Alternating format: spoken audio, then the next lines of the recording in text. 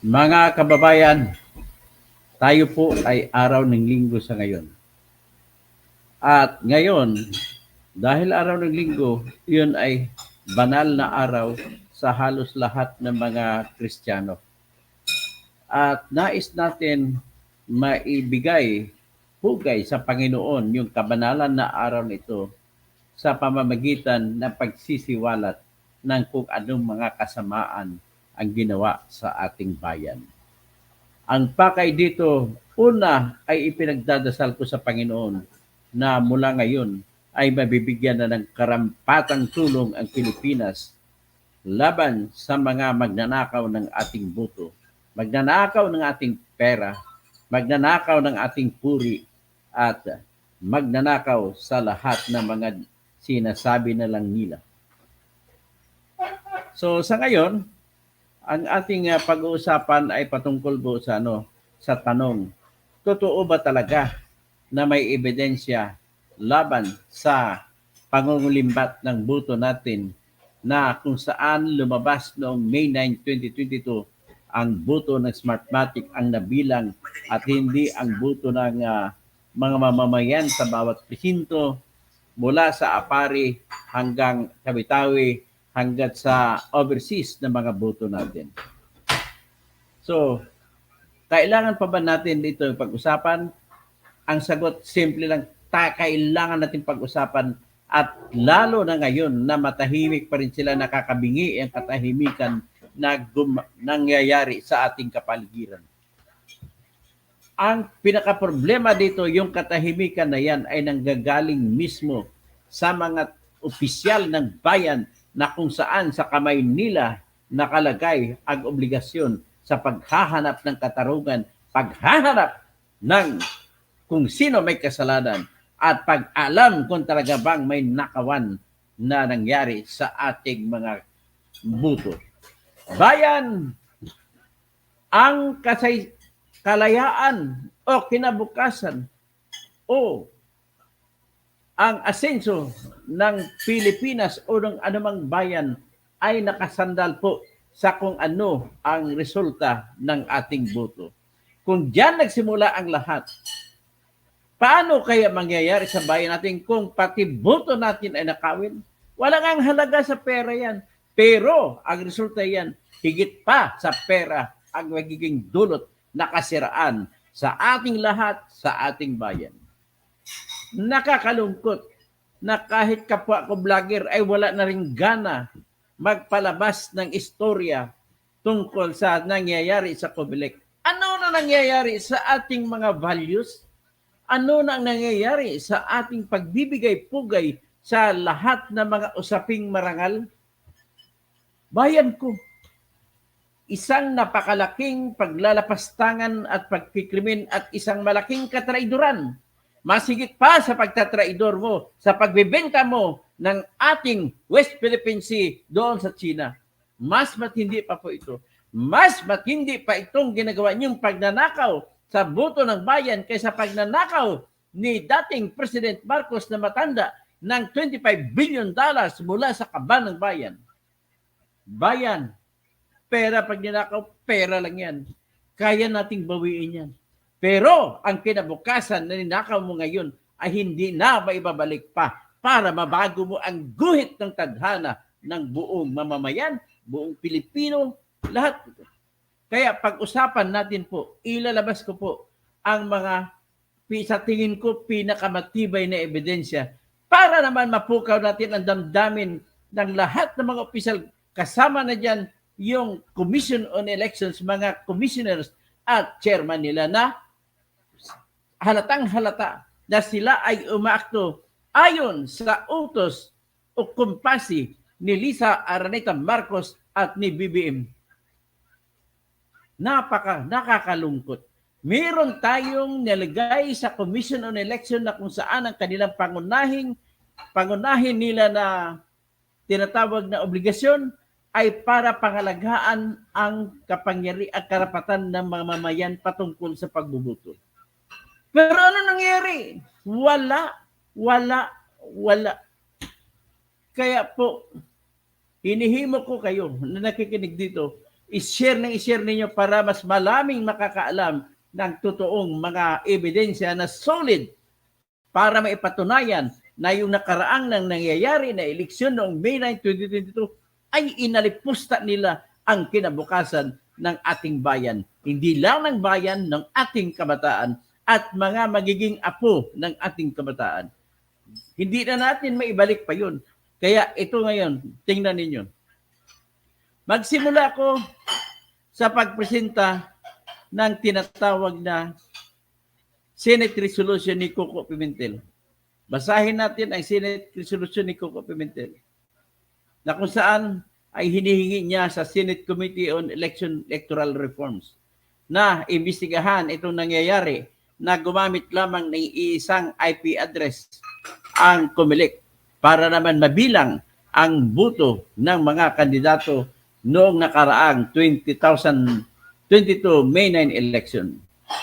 At ito po yun, palakihan ko lang para mabasa ninyo. Senate Resolution number 740, introduced by Senator Aquilino Coco Pimentel III. A resolution directing the appropriate Senate committee to conduct an inquiry in aid of legislation on the election results, which allegedly came from only one private internet protocol address. Whereas it is the policy of the state to ensure free, orderly, honest, peaceful, credible, and informed elections, plebiscites, referenda, recall, and other similar electoral exercise by improving on the election process and adapting systems which shall involve the use of an automated election system that will ensure the secrecy and sanctity of the ballot and all election consolidation and transmission documents in order that the process shall be transparent, credible, and that the results shall be fast, accurate, and reflective of the genuine will of the people. Whereas it is the mandate and authority of the Commission on Elections to prescribe the adoption and use of the most suitable technology of demonstrated capability, taking into account the situation prevailing in the area and the funds available for the purpose. Whereas, pursuant to this mandate, COMELEC awarded to joint venture of Smartmatic USA Corporation and local partner SMMT TMI 2016 the 402.7 million contract to provide the election software to be used in the 2022 national and local elections. Whereas since the Philippines shifted to automated polls in 2010, Smartmatic has secured the most number of COMELEC contracts. While the firm claims it is 100% privately owned and has no political ties, Smartmatic credibility was adversely affected following reports of alleged poll irregularities in past Philippine elections. This included a delayed transmission of election results to the transparency server known as the 7-hour glitch in 2019. Whereas former Secretary of Information and Communications Technology, officer in charge, Eliseo Rio Jr., and his team of computer forensic examiners alleged that election rigging has taken place in the 2022 national and local elections. Rio and his team discovered that allegedly 98.8% of Metro Manila precinct results were received from only one private IP Internet Protocol address, which is 192.168.0.2, that allegedly 95.5% of Cavite results came from the same 192.168.0.2, and that allegedly 81% of Batangas results still came from 192.168.0.2, among other alleged anomalies. Whereas Rio and his team have observed the transmission logs have shown that most election returns received by the transparency server in the first hour of counting did not pass the networks of the telcos, but were preloaded by a secret man-in-the-middle gateway, a gatekeeper with private IP address number 192.168.0.2. Whereas the alleged incidents have led Rio and his team to believe that whoever manipulated the transparency server results already knew the outcome of the 2022 election even before votes were counted. Rio has presented his findings to the Global Transparency and Transformation Advocates Network on July 23, 2023. Whereas leaving these questions unresolved amounts to sanctioning electoral fraud, permitting misuse of public money, and accepting the failure of the democratic process. Now, therefore, be it resolved, as it is hereby resolved, to direct the appropriate Senate committee to conduct an inquiry in aid of legislation on the election results, which allegedly came from only one private internet protocol address 192.168.0.2, pirmado ni Senator Coco Pimentel. So, yan po ang nakita ninyo. Ngayon, tingnan natin, ano ang nangyari? Dapat ang appropriate committee ay umakto. Sino bang appropriate committee dyan? Ang appropriate committee dyan ay Committee on Election Reforms na hawak ni Amy Marcos. Pero bakit hanggang ngayon ay hindi umakto si Amy Marcos? Obvious. Kasi apektado ng kapatid niya, si BBM. Apektado si Sara na kanyang kaibigan. So apektado ang lahat ng mga senadores. Kasi pati si boto ng senador apektado dyan. Apektado po ang lahat ng mga party list. Apektado sila lahat. Apektado rin ang ilan ng mga gubernatorial candidates at vice gubernatorial candidates at mga bukal o board members sa ating bayan. Apektado rin dyan ang ilang mga congressman sa lokal, ang mayor ng city o bayan at vice mayor ng city o bayan o mga konsehal yun. Apektado, maraming apektado. Ibig sabihin, hindi po malayo para sabihin na ang namumuno sa ating bayan ngayon mula Pagulo hanggang sa konsehal ay puro lahat mga fake news, pinanalo ng Smartmatic. Ganon lamang po. Ngayon, ano naman ang katibayan natin na mayroong nangyari ganon? Ipakita ko muna ang aksyon ni Amy Marcos. Bakit hindi siya umaksyon? Ito, sisingilin natin ngayon si Amy Marcos sa kanyang ginagawa na pag-snub, ayaw niyang magpagsagawa. Kung talagang totoo siya, dapat nagsagawa na siya ng investigation para din maprotektahan yung kapatid niya na si Bongbong Marcos para ipakita niya na walang daya. The only way to show na walang dayang nangyari ay imbestigahan. Pero bakit hindi niya inimbestigahan? Tingnan nyo. So, dahil dyan, sumulat si Coco Pimentel kay Amy, kung hindi mo kaya, ipasa sa akin. Ako ang gagawa. Kasi pwede mo akong i-appoint na committee chairman, subcommittee chairman ng electoral reforms. Yan. So sabi ni Coco Pimentel, he has pressed for the conduct of a hearing on his resolution asking for an inquiry into the alleged rigging of the May 2022 election results. Pimentel wrote a letter to Senate Committee on Electoral Reforms Chair, Senator Amy Marcos, seeking an update on the fate of his resolution which he filed on August 23, 2023. In his November 6 letter, Pimentel asked Marcos if she has time to hold a hearing on the measure. If not, Pimentel requested that Marcos create a subcommittee to handle the matter, and he said he would be more than willing to chair it. Given the subject matter of the said resolution, it might be more appropriate that the minority hears the same, he added.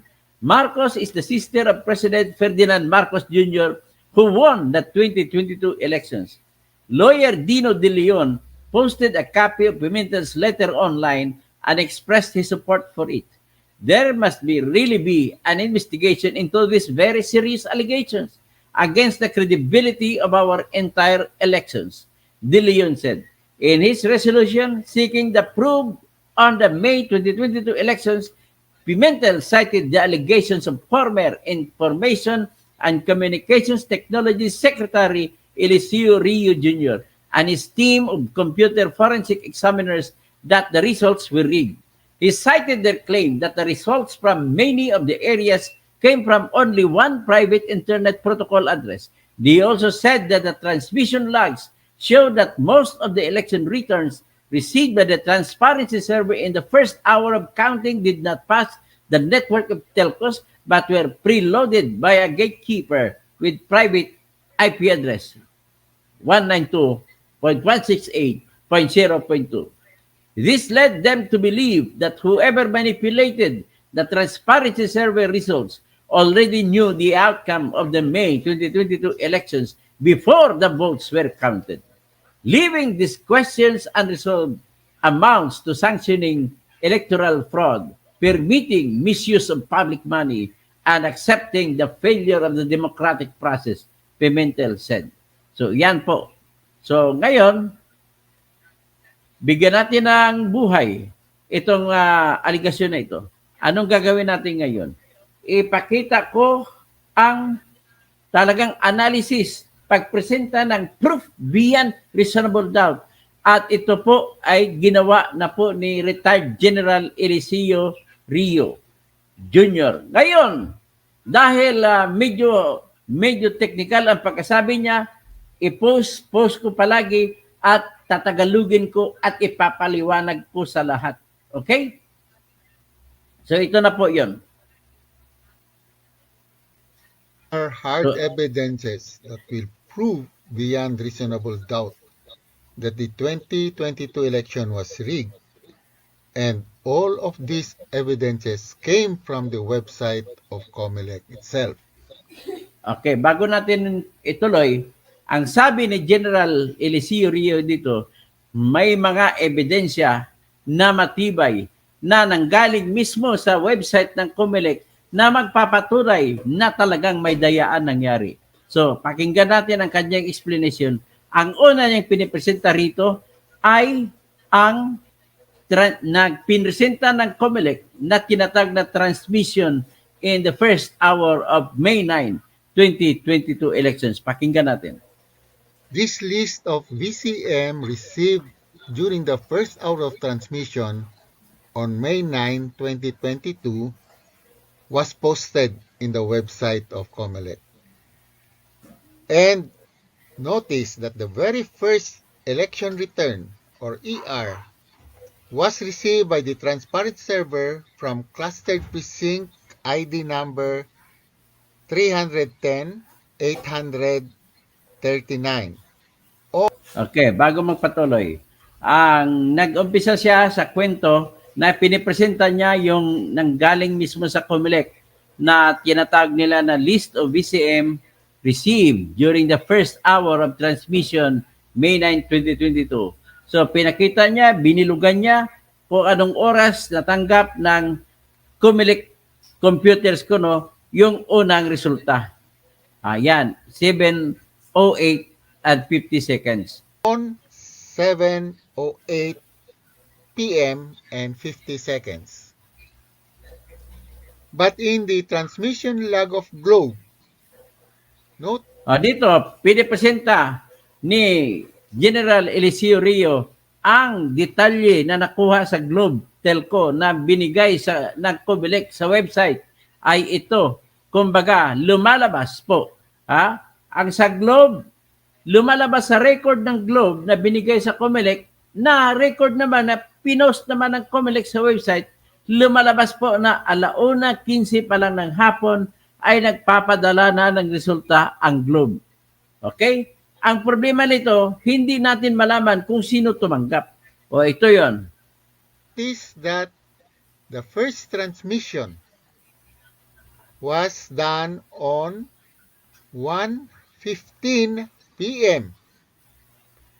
of May 9, 2022. Therefore, from that time, 1:15 p.m., to 7:08 p.m., the first transmission supposedly received by the transparent server, it is shown that Okay. I-post ko. Ulitin ko lang. Sa detalye na nanggaling mismo sa COMELEC, lumalabas dito na mula 1:15 ng hapon noong May 9, 2022 na hindi pa tapos ang butuhan. Matatapos mong butuhan 7:00 ng gabi. Pero mula noong 1:15 ng hapon ng May 9 hanggang 7:08 ng gabi ay nagpapadala na ng resulta mula sa Globe na mga SIM card papunta sa COMELEC. Bakit meron? Dapat hindi pa pwede magpadala. Magpadala pa lamang mula pagkatapos na ng butuhan, magsara na. Yun. Ngayon, unang tanong, bakit mayroong resulta pinadala na kahit nagbubutuhan pa? Hindi pa nagbilang, hindi pa nagsukat ng bilang ang mga makina. Bakit? Yan ang unang tanong dyan. Okay, pagpatuloy natin. there are 7,975 VCM have So, ikakat ko lang. Sinabi dito sa detalye, ayon kay Eliseo Rio, ang nakuha ng record ng COMELEC, lumalabas na mula 1:15 ng hapon hanggang 7:08 ng gabi noong May 9, 2022 ay 7,975 na presinto ang nagpadala ng kanilang, pag sinabi ER, election return, resulta. Nagpadala na ng resulta. Bago mag 7:08 ng gabi, ay may natanggap na ng mga resulta mula sa 7,975 na vote counting machines. Ibig sabihin, 7,975 din na presinto nagpadala na mula 1:00 na hindi pa tapos ang eleksyon. Okay? So, yan. Titingnan ninyo. Tapos, ipapaliwanag na dito, iba pa yon yung mga pinadala pagkatapos ng 7:08 p.m. Yan, pakinggan natin. So, ang paliwanag dito ni ibig sabihin, may catcher, may sumalo, kasi hindi pa nga nag-umpisang eleksyon, hindi pa nag-umpisa tanggap ng buwan ng mga boto. So, may pansamantala, tagasalo ng mga pinadala ng resulta kuno mula sa presinto, 7,975 precincts all over the country, kung all over the country din, ay gamit ang globe na linya, pinadala at may nagsasalo muna. Ibig sabihin, binangko muna doon sa isang makina. Okay, ganun ang man in the middle. So, makina sa gitna, man in the middle. Tinawag niya lang na lalaki sa gitna. Okay. already transmitted their ERs before being received in the COMELEC server, whose first entry in its reception log was 7:08:50 p.m. of May 9, 2022. Nais ko lang, may nakita ako dito sa salita ni Edulo. Kung malakas ebidensya, bakit kayo nagsampa na po kami ng request sa Supreme Court. Iniipon lamang namin ang buong ito. Ngayon, Edulo, hindi po ganun kadali ang pagsampa ng kaso. Dapat mong malaman, sa Pilipinas, kapag magsampa ka ng kaso nito, kailangan ang sampahan mo ng kaso ay action. Kita mo, nagsampa na nga si Coco ng resolusyon na mag-imbestiga. Ayaw patakbuhin ni Amy Marcos ang investigasyon. So, yan po ang magpapala mo rito. Kaya, yan ang sagot ko sa iyo, Edulo. Kailangan kahit anong lakas ng ebidensya rito, pag ayaw tanggapin, ay ayaw. Kaya, ayaw ko na magsabi sa inyo na kailangan pa ba nito natin ng armas? Hindi naman siguro. Ito na kayo lang, desperado na po ang bayan. This means that there was a secret, illegal, man-in-the-middle device in the COMELEC Smartmatic sets contract that intercepted and relayed fabricated data using this VCM within the Globe's network. Okay, cut. Ibig sabihin lang na merong catcher na tinawag na man-in-the-middle na device, computer, na tumanggap ng mga resulta mula 1:15 ng hapon na hindi pa tapos ang butuhan noong May 9, 2022, may tagatanggap na. Na ibig sabihin, inipon mo na roon at mamaya malaman mo na saka binato mula alas 7:08 ng gabi, binato ng sabay-sabay sa computer ng Comelec. Kaya yan ang explanation dito kung bakit lumobo ng 20 million mahigit ang natanggap ng mga makina ng Comelec sa loob lamang ng isang oras, which is impossible to happen. Bakit impossible to happen? Hindi, kasi ang sagot yan, hindi naman perfecto na ang internet mo ay hindi paputol-putol. Manood ka nga ng YouTube, Netflix, ikot-ikot pang YouTube mo para manood kasi bumagsak ang signal. Ganun po yun, explanation. Hindi lahat perfecto ang signal. O ito, patuloy tayo. Globe's transmission lag from 7:08 p.m. to 8:02 p.m. of May 9, 2022 clearly shows that only 13,578 VCM transmitted their election returns for a total of 21,553 in the first hour of counting. This means that of the 7,975 ERs that Globe transmitted from 1:15 p.m. to 7:08 p.m. was included in the first hour counting. Okay. Ngayon, sinabi nito na sa detalye ito mismo ay Golden King. Itong pinag-usapan natin nang galing mismo sa Comelec na data ito. Kaya kung magsalita ka, huwag ka magpakabobo. Please lang. Dapat mong tandaan ang pinaniwalaan may puro mga sindikato. Okay? So, ang sinasabi dito ni General Rio ay ang ibig sabihin nito, ang lahat ng Globe na binadala ng Globe na cellphone na sa mga presinto na nakalinya sa Globe mula alas 7:08 ng gabi hanggang alas 8:02 ng gabi noong May 9 ay nagpapakita na tanging 13,578 lamang na presinto ang pinadala. So ang 13,578 na presinto pinadala ay idagdag mo doon sa 7,975. So ibig sabihin, mula 1:15 ng hapon noong May 9, 2022 hanggang alas 8:02 ng gabi noong May 9, 2022, ang kabuuan na presinto na nagpadala ay 21,553 precincts. Okay? So yan ang makikita. Ibig sabihin, 21,553 precincts lamang ang nagpadala sa mula 1:00 at hanggang alas 8:02 ng gabi. Okay? Ngayon, bago ko magpatuloy, nais ko kayong sasabihin dito, pag tiningnan mo naman ang in-upload o pinalabas ng Comelec na record sa transmission in the first hour, lumalabas na 39,000 precincts ang nilista nila ng padala. So, ibig sabihin, kung 39,000, i-minus mo ang 21,553, so, mayroon pang 18,000 na presinto. So, tingnan natin sa SMART mamaya kasi ipresenta ko rin ang detalye ng SMART. Okay, patuloy tayo. This confirms that there was a secret and illegal device in the Smartmatic private network that initially stored these ERs and forwarded the ERs to the transparent server after 7:08:50 p.m. using IP address 192.168.0.2. This explains why there was the record VCM transmission in that first hour, because illegal VCM transmissions were already being made as early as 1:15 p.m. of May 9, 2022. O, cut mo na.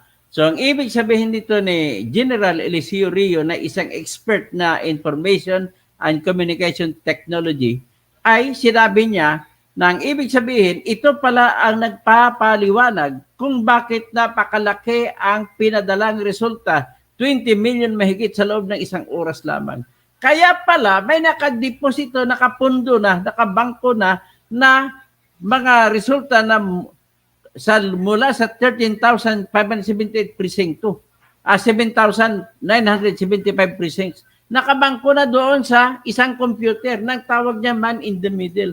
Kaya nung sabay-sabay binuhos, sumabay sa pagbuhos ng ibang resulta at umabot ng 20 million ang lumipat na boto sa computer ng COMELEC after 1 hour. So, iyan po ang sinasabi niya rito. Okay, patuloy. The telco logs of SMART pertains to data bytes received and transmitted Ito, by tingnan naman natin ang SMART. Board SMART of naman to, hindi Canvasser diploma. servers. Here is an example where the Abukay Municipal Board of Canvassers. By the way, ang abukay na sinasample dito galing gamit ang SMART, ibig sabihin ang abukay po, matatagpuan niya sa Bataan. Ibig sabihin, ang resulta ng abukay Bataan ay pinadala dapat sa computer ng COMELEC mula dun sa oras na tingnan natin. Bago mag-alas 7 ay nagpadala na. Alauna pa lang ng hapon o 6 na oras bago magsara ang presinto noong May 9, 2022 ay nagpapadala na ang abukay ng mga presinto sa Bataan gamit ang SMART na linya. So, pakinggan natin. The server became active at 1 p.m. 6 hours before voting closed at 7 p.m. It was receiving and transmitting data from 1 p.m. to 7 p.m. at the same rate as after precinct close at 7 p.m. Okay, stop. Importante lang dito na ipakita ni General Rio na mula alauna ng hapon noong May 9, 2022 hanggang alas 7 ng gabi ay nagpadala na ng resulta ng mga presinto sa Abukay, Bataan. Okay? Yan ang pinaka-importante dyan. There was an illegal device that sent data to this server, municipal server, before voting closed. And the municipal server transmitted this data to another illegal device that stored and forwarded the data to the transparency server after 7 p.m. of May 9, 2022. Oh, stop. Ibig sabihin, itong mga pinadala na resulta mula sa Abukay, Bataan, papunta hanggang alas 7 ng hapon, paggabi, papunta sa COMELEC, ay tinanggap ito by catcher. Ito yung catcher, itong paulit pa rin na sinasabi na man in the middle. So ang catcher na yun, naghahada lang bago ibato sa computer, ibato ng tuluyan sa computer ng mga COMELEC.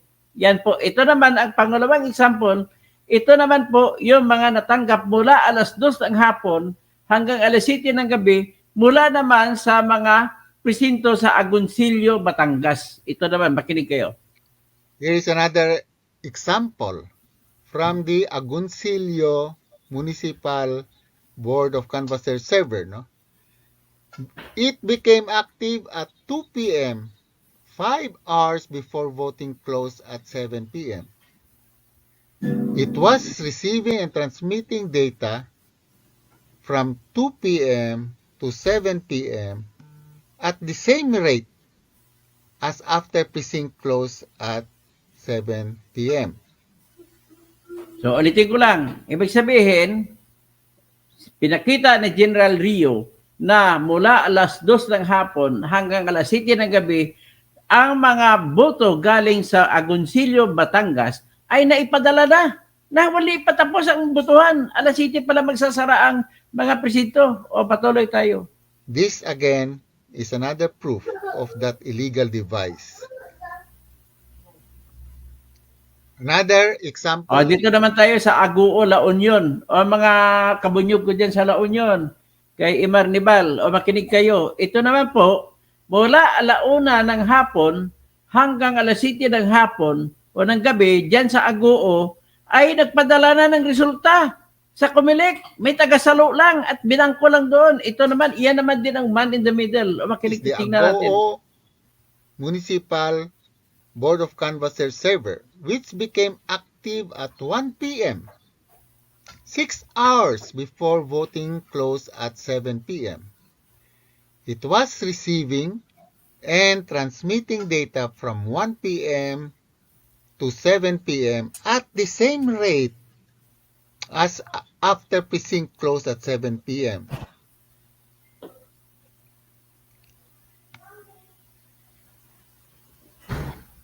Another example is the Sagay City. Dito naman tayo sa Municipal Sagay City, Negros Occidental. Sa Negros Occidental, sa Sagay City, ang pagpadala ng resulta mula alas 4 ng hapon ng May 9, 2022 hanggang alas 7. So, katibayan na rin na talagang hindi pa tapos ang election, may resulta na. Yan. Board of Canvasser server, no? That became active at 4 p.m. or 3 hours before voting closed at 7 p.m. It was receiving and transmitting data from 4 p.m. to 7 p.m. at a higher rate than when precinct closed at 7 p.m. So, dito naman Here tayo is sa the, Alabel. Alabel. Ang nangyari sa Alabel, Sarangani, ay malapit ito sa bayan ko. Alabel, Sarangani, ito pong capital town ng Sarangani province. Sa Alabel naman, mula alauna, ay nagpadala na ng resulta papunta dun sa Comelec. At ito naman ang galing sa mga ebidensya naman ng Comelec ito. So galing sa ebidensya ng Comelec, pakinggan natin. Municipal Board of Canvassers server, which became active at 1 p.m. 6 hours before voting closed at 7 p.m. It was receiving and transmitting data from 1 to 7 p.m. at the same rate as when the precinct closed at 7 p.m. So, yan the po ang katibayan, no? 2022 Bago tayo VCM pumunta rito, yan po ang ilan sa mga, pero marami nakuha namin na ebidensya kada bayan ay wala pag alas 7 ay nagpadala na ng resulta. So, ipaliwanag ngayon ni General Rio, ano ba yung man in the middle? O, may makita kayo sa diagram dito, basahin ko, illegal man in the middle, device that stored all BCM transmission. Sa bandang kaliwa ng frame ko, makikita mo na may mga BCM na nagpadala na ng resulta. At ang tawag dito ay router. Kung nagpadala na sa router, yan ang nag-ipon. Nag-ipon ng mga resulta. At kung maipon na, alas 7, 8 ng gabi, saka binuhos papunta sa tagatanggap ng Comelec, sa computer na tagatanggap ng Comelec. Yan lang pong ibig sabihin. Tapos, after 7:08 p.m., ang nagpapadala ng resulta, yung iba na naman ng mga makina, yung hindi naisama sa una sa pandaraya. Yan nga. Pagtingnan niyo. Mission flow actually came in 2 sets of transmission. The first set are those VCM that transmitted before 7 p.m. and the second set are the VCM that transmitted after 7 p.m. All the ERs transmitted before 7 p.m. were intercepted by an illegal man-in-the-middle device that stored the ER's data in this router with an IP address of 192.168.0.2. Okay, ulitin natin. Ang mga transmission, padala ng resulta mula alauna ng hapon hanggang alas 7 ay binangko muna dito sa router na ang makina niya yan, ang numero niya is 192.168.0.2. So, yan ang explanation. Kasama na rin dyan mga Metro Manila boats na punta rin dyan sa router na yan. Ibinabangko muna. bago nila ibinuhos sa computer ng COMELEC. So, diretso tayo. Then, retransmitted the ERs after 7:08 p.m. This explains why, in the first hour of counting, there was the record transmission of 39,512 because together with those VCM already transmitting after voting close at 7 p.m., there is this surge of transmission coming from VCM that already transmitted their ERs before voting close at 7 p.m. And that is not the only illegal thing that Smartmatic did in our 2022 election. Okay, post. Gusto ko lang sagutin itong sinabi ni Raul Diamante. How about filing criminal and civil case against the Smartmatic? Okay, good suggestion. Although wala kaming pag-asa na aksyonan ng COMELEC kasi COMELEC lamang ang may kapangyarihan sa pagdesisyon kung tatanggapin ang kaso laban sa Smartmatic o hindi.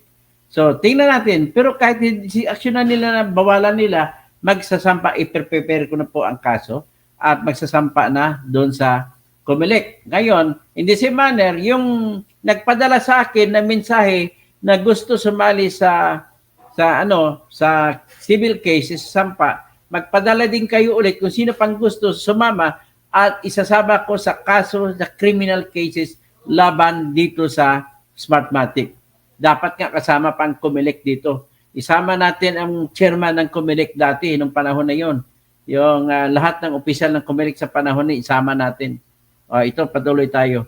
So dito naman, ang pinapatuloy natin, makita nyo sa bandang kaliwa ng screen ko, yan yung nakakulay pink na kung saan yan dapat ang nasunod sa batas na pagpadala ng resulta na mula ang itim dyan, mga computer yan ng kada presinto. Magpadala sa municipal level or city level na Board of Canvassers.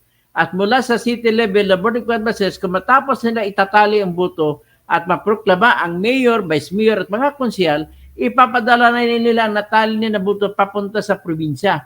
At sa probinsya naman, itatali na rin nila ulit at iproklama nila ang nanalo sa pagkagobernador, vice-governor at mga bukal, pati po mga congressman. At kung matapos sila, sa kaso naman nadadaan sa BARM, ay papunta ngayon sa computer ng Bangsamoro Autonomous Region for Muslim Mindanao.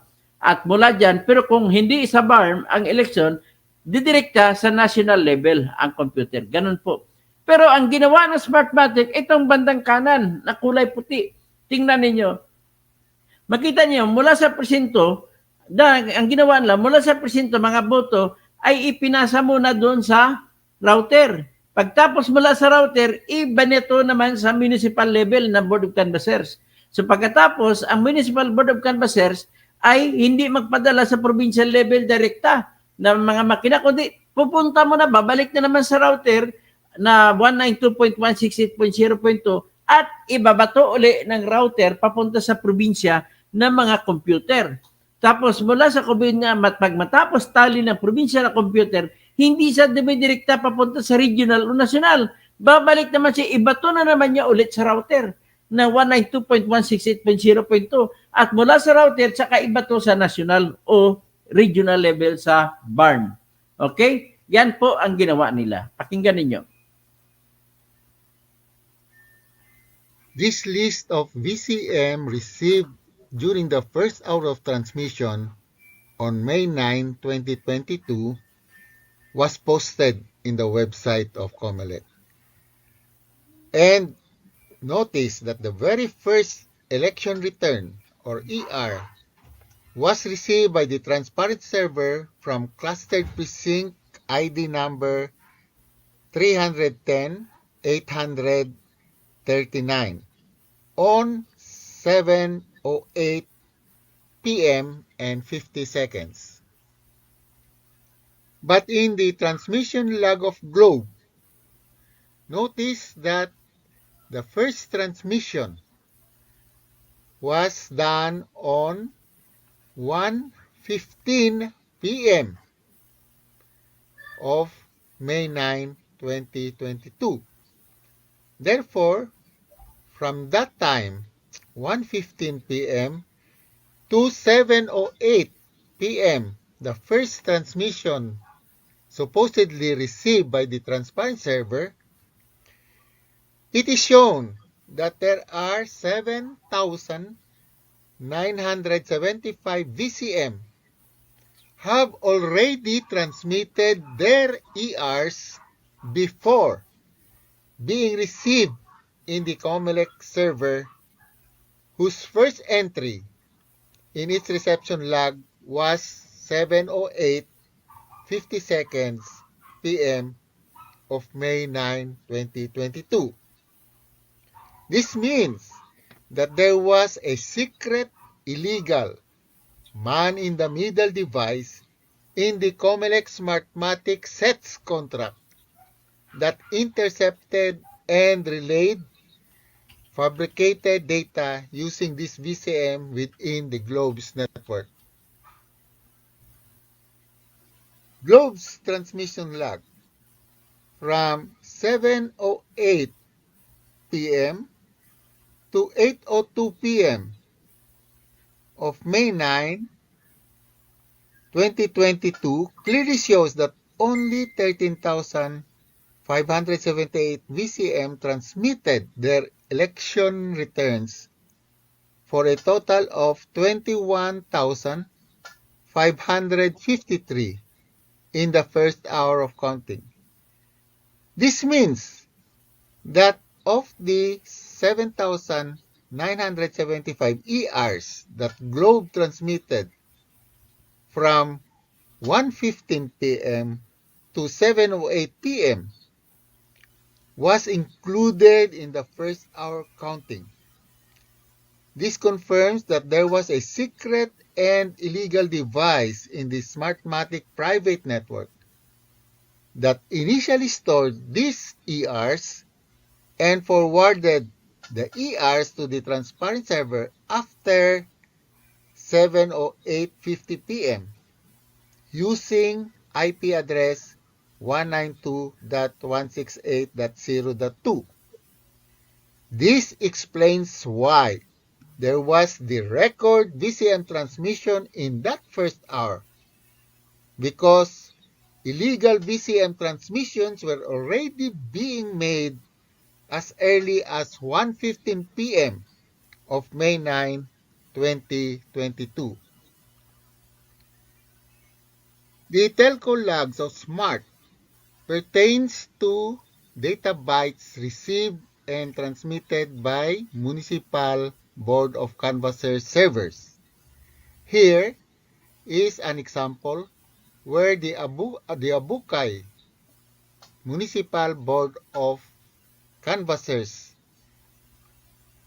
the server became active at 1 p.m. 6 hours before voting closed at 7 p.m.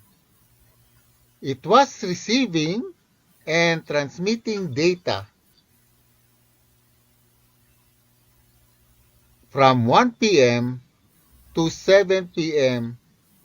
at the same rate as after precinct close at 7 p.m. There was an illegal device that sent data to this server, municipal server, before voting closed, and the municipal server transmitted this data to another illegal device that stored and forwarded the data to the transparency server after 7 p.m. of May 9, 2022. Here is another example from the Agoncillo Municipal Board of Canvassers server. It became active at 2 p.m. 5 hours before voting closed at 7 p.m. It was receiving and transmitting data from 2 p.m. to 7 p.m. at the same rate as after precinct close at 7 p.m. This again is another proof of that illegal device. Another example is the Agoo Municipal Board of Canvassers server, which became tingnan mo to, active at Imor ni 1 Malo sa p.m. Agoo La Union. 6 hours before voting closed at 7 p.m. It was receiving and transmitting data from 1 p.m. to 7 p.m. at the same rate as after precinct closed at 7 p.m.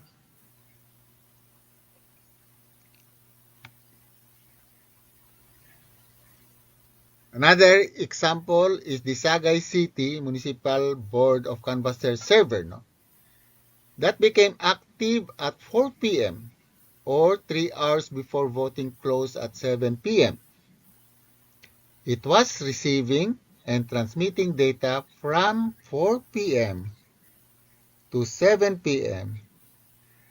at a higher rate than when precinct closed at 7 p.m.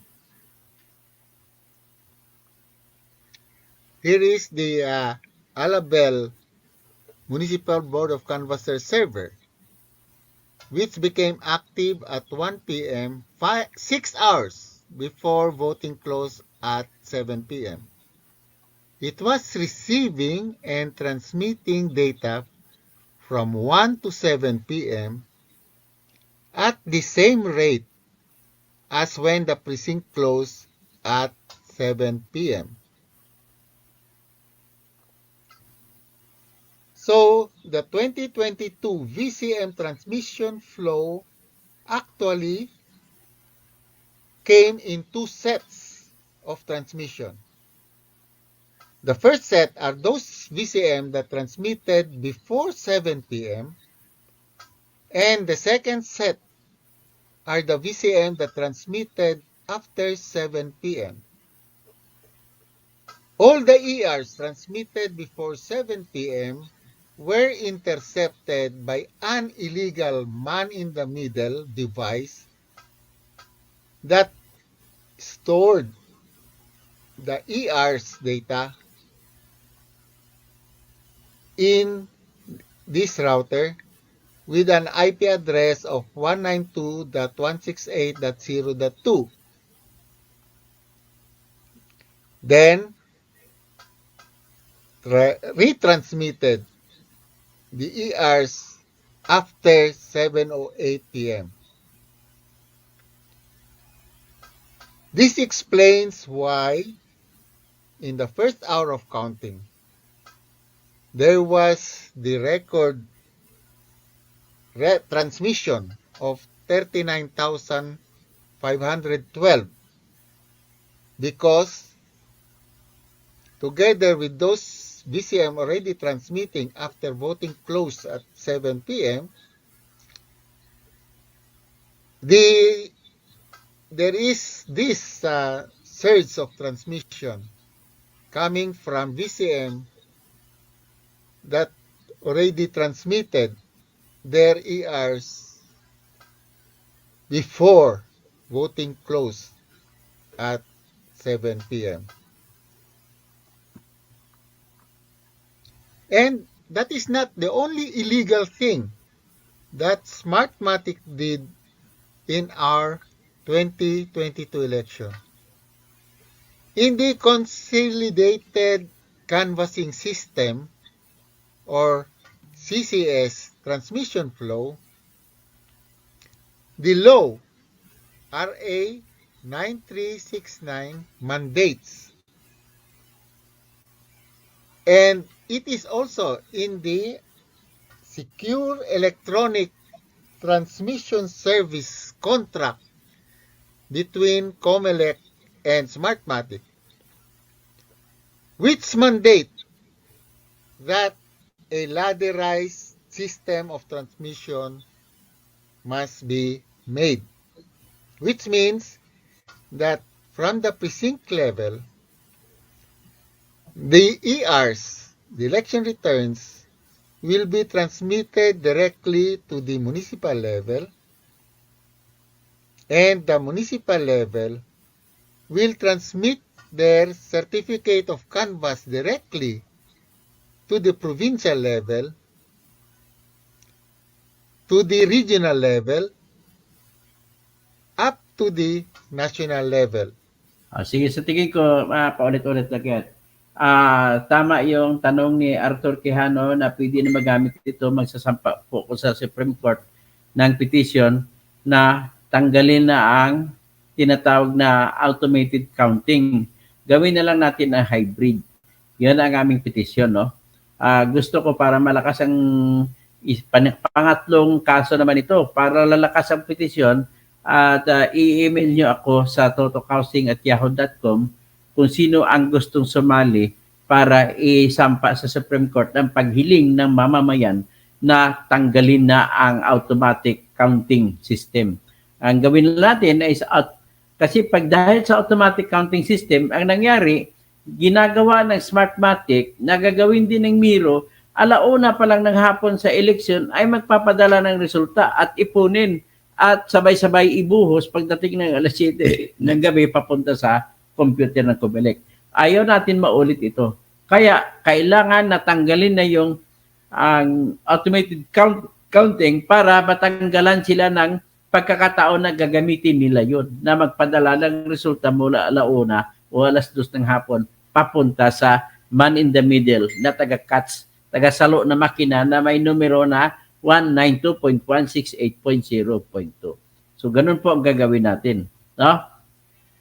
So, dito naman, at kinanong si Kwan, ipapakita ko kung ano ang sagot ni George Erwin Garcia sa tanong kung ano masasabi niya sa iisang IP address number. Pakinggan ninyo. That IP address was determined by the manufacturer of the modem? Yes, that's Yung tinanong ni Coco Pimentel na senador na IP address yung 192.168.0.2. Ang tanong niya kay Garcia na COMELEC chairman, yan bang IP address na yan ay ginawa niyan o didetermina ng manufacturer na nagbenta sa kanila kuno ng 20,300 modems? So pakinggan niyo. And that's that IP address was determined by the manufacturer of the modem? yes, that's by the telecommunications. Parang that's by the telco. By the telco. telcos. Okay. Kaya nga, so balik ako sa first question ko. By coincidence, all three telcos assigned 20,000 machines the same IP address, private IP address, although there are 17 million available private IP addresses possible. Ganun. Okay, ito ang tanong ni Coco Pimentel. Posible ba yan na inassign ng ninyo na number sa isang IP address lamang, 192.168.0.2, sa lahat ng 20,300 na modems na binili nyo, na kung tutuusin, mahigit 17 million ang IP address na available na pwede nyo magamit? Yan ang tanong ni Senator Coco Pimentel. At nangyari ito sa hearing noong September 14, 2023 at pinatawag sila dahil sa budget nila na hiningi. Yan. The 20,300 was provided by one telco company because that telco company was the one in charge of that particular area, NCR and the other nearby provinces. So, okay ang 20,300 na modems ay pinrovide o binigay ng isang telco company. Anong telco company yun? Yun yung Globe. O, tingnan ninyo. it was provided for by that particular company and yun din po yung nabigay niya na IP address. Palawan, okay, may sagot. One. What telco company yan? Globe. One. Globe na nag-provide. IP address ng telco. And then, so now, nung pinasa na ni telco exchange sa servers yung receive results niya, which IP address will reflect sa server if you look at the server? Isn't it the telco exchange's private IP address? May sarili din private IP address yun, di ba? Kasi The IP address already of the SIM. And then such other features such as the precinct number as well as the city and municipality.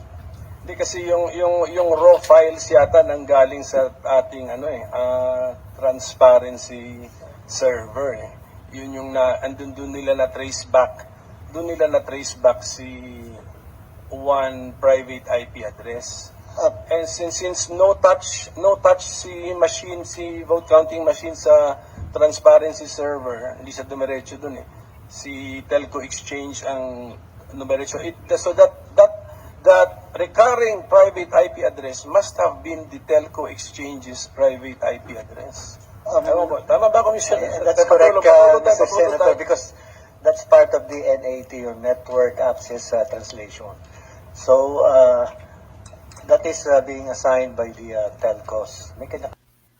So, i-remove na natin yan. Ladies and gentlemen, ito na ngayon, nakita niyo, very, very clear. Ha? Very, very clear ang ebidensya. These are pieces of hard evidences. Alam ko nakikinig sa akin ngayon si Attorney Bombit Abad. Nagko-comment niya siya, basahin ko sa inyong comment niya. Sobrang glaring na pandaraya. Paano na? Ganito na lang. Madali naman malalaman exact site ng 20 million fabricated votes. Fraud yan, and it is evil. Parang nalilibang tayo sa drama ni Lisa Marcos versus Sara. O tama nga, diversionary tactic yung ginagawa ni Lisa. Puro katarantaduhan, dapat yan ay copy-furnish ang United Nations world leaders. Kaya tama itong suggestion ni Atty. Abad. Sino sasama sa akin? Magreklamo rin ako sa United Nations. Dito ang ireklamo natin ay yung pambababoy sa ating sagradong buto. Ay di ko lang, mag-email lang kayo sa akin sa totokausing@yahoo.com kung gusto nyo sumali. Magandang hapon, hakbang ng matatapang para sa inklusyong Pilipino. So ngayon, yan po ang nakikita natin. Very, very clear. Very, very, very clear na alauna o alas 2 pa lang ng hapon ay nagpadala na ng resulta at inipon lang pala doon sa isang makina na may tatak na 192.168.0.2. Therefore, ang lahat ng mga boto na binigay, resulta ng boto na binigay ng 192.168.0.2 ay imbento. Ganun lamang o kasimple. So with that, ladies and gentlemen, please support us. Alam niyo naman, walang-wala din tayo, no? Magbigay kayo ng stars at sticker sa akin para mabigyan natin, matigdagan natin ang ating armas sa pakikibaka. At gagawa po ko, 4 na ng kaso gagawin ko. Una, civil case na laban sa Smartmatic. Pangalawa, criminal case laban sa Smartmatic. Isama natin mga commissioner nung nakaraang taon. Isama natin si Garcia kasi nung time na yun, commissioner pa lang siya. So pwede siyang isasama.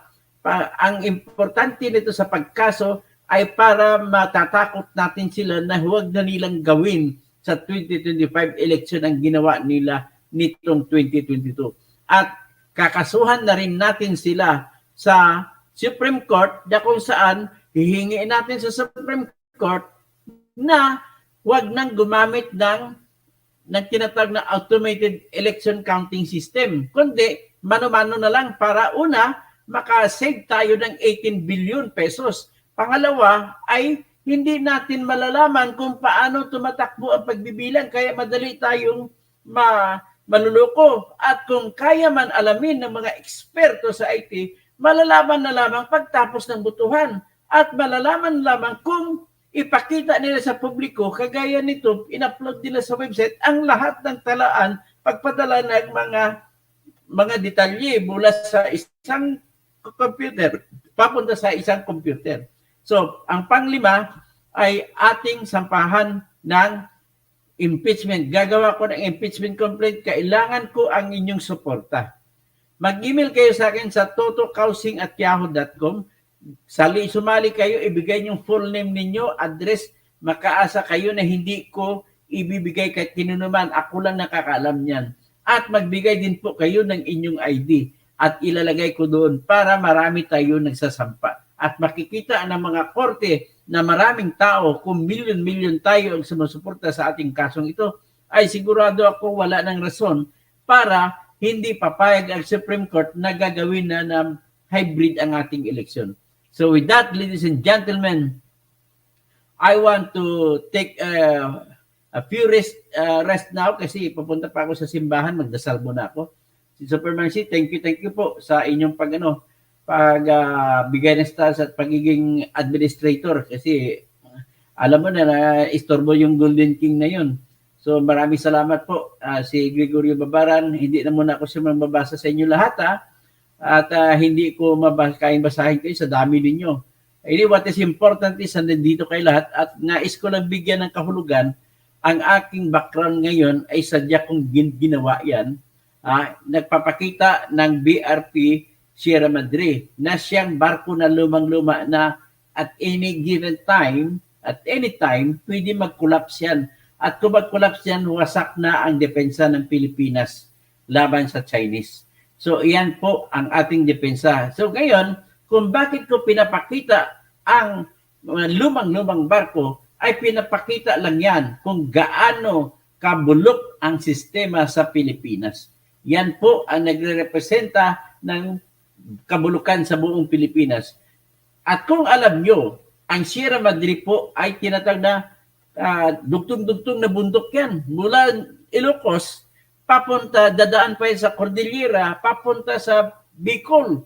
So, kasama ang Mayon, kasama yan sa Sierra Madre. Ang haba ng Sierra Madre. So, ibig sabihin, kung may mga bagyo, ang humaharang sa bagyo para hindi matudong, para hindi tuluyan na madadamage ang ating mga kababayan, ay dadaan mo na, babangga mo na sa bundok ng Sierra Madre. Kaya ang Sierra Madre na nilagay dyan, babangga dyan ang China bago sila makalusob ng tuluyan sa Pilipinas. Bulok man yan kung titingnan nyo kung gaano katindi, kung gaano kagaling at gaano ka sustansya ang kanyang binigay na tulong para sa depensa ng bayang Pilipinas na masarap kung isipin na lagi kong kakantahan ng ganito. Cuando te ofenden por ti morir. Yan. Mahal natin ating bayan. Magandang gabi po sa inyong lahat at kasiyahan sana tayo ng Diyos at magandang gabi po. Salamat po sa lahat.